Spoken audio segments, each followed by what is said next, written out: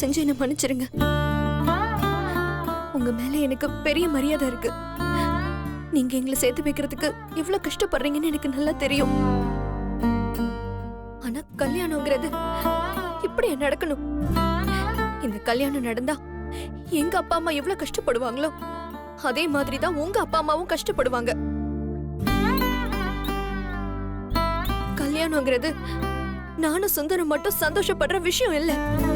எங்க குடும்பம் உங்க குடும்பம் இப்படி எல்லாரும் சேர்ந்து சந்தோஷப்படுறதுதான்.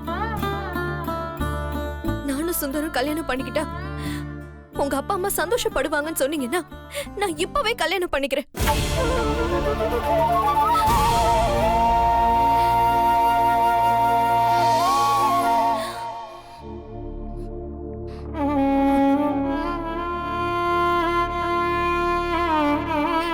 கௌதம், உங்களை ஏமாத்திட்டேனோன்னு ஒரு குற்ற உணர்ச்சி எனக்கு இருந்தது.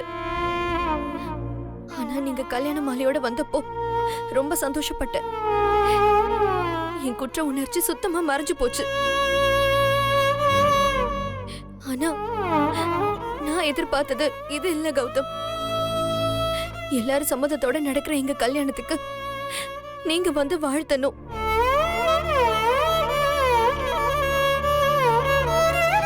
அதுதான் கௌதம்.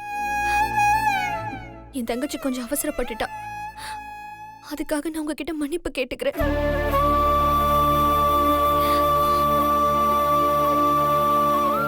சக்தி, நீ செஞ்சது சரின்னு சொல்றதா தப்புன்னு சொல்றதான்னு எனக்கு தெரியல.